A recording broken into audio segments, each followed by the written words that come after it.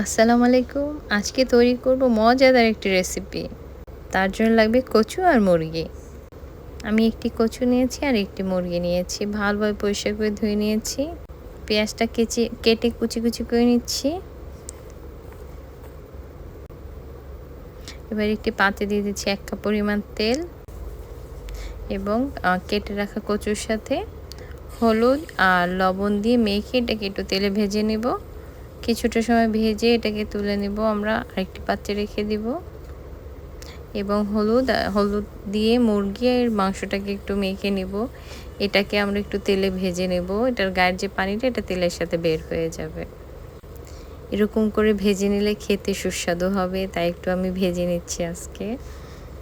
আমার ভাজা হয়ে গেছে, আমি এখন এগুলোকে তুলে নিচ্ছি।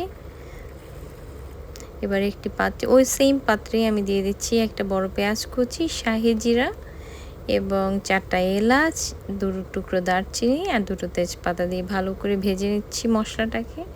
যখন শাহি জিরার একটা ঘ্রাণ আসবে তখন দিয়ে দিব একটি বড় টমেটোটা দিয়ে ভালোভাবে নেড়ে নিচ্ছি।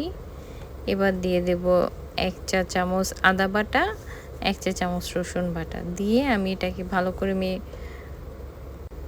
করে ভেজে নেব। এরপর দিয়ে দিচ্ছি 1 চা চামচ হলুদ গুঁড়ো, মরিচ গুঁড়ো, জিরা গুঁড়ো, ধনিয়া গুঁড়ো দিয়ে আমি একটু গরম পানি দিয়ে মশলাটাকে ভুনবো। টমেটো নরম হয়ে যাওয়া পর্যন্ত আমি এগুলোকে ভুনতে থাকবো। যখন টমেটোটা নরম হয়ে যাবে, মশলাটা মিশে যাবে, তখন মুরগির মাংসটা দিয়ে দেব। দিয়ে এটাকে ভালোভাবে নেড়ে নিচ্ছি। মশলাটাকে ভুনতে থাকবো, মাংস আর মশলা যেন গায়ে গায়ে মেখে যায়। একদম দেখতেই অনেক সুন্দর হয়েছে। দিয়ে দিচ্ছি 4টা কাঁচামরিচ। ব্যাস, এবার আবার ভুনবো। মশলাটা যত ভুনবো মাংসটা তত বেশি মজার হবে। আর এই মুরগিটা কিন্তু সিঙ্গাপুরের দেশি মুরগি বলা চলে, আমাদের দেশে যেমন হয় না সেরকম। এরপরে দিয়ে দিচ্ছি কচুটা যেটা আমরা ভেজে রেখেছিলাম, দিয়ে আবার একটু নেড়ে নিচ্ছি। এরপর দিয়ে দিচ্ছি ফুটন্ত গরম পানি, যতটুকুন দরকার আপনার পছন্দ মতো আপনি পানি দিয়ে নেবেন। এরপরে দিবেন লবণ যদি দরকার হয়, আর দিয়ে দিচ্ছি গরম মশলা। এবার ঢাকনা দিয়ে ঢেকে আমি এটাকে রান্না করে নেব সেদ্ধ হওয়া পর্যন্ত। মাংসটা কিন্তু খেতে ভীষণ দারুণ হয়েছে। আপনারা সবাই একবার করে ট্রাই করবেন, খেয়ে দেখবেন কেমন হয়েছে। রান্না করে আমাকে সবাই জানাবেন আমার কমেন্টস বক্সে।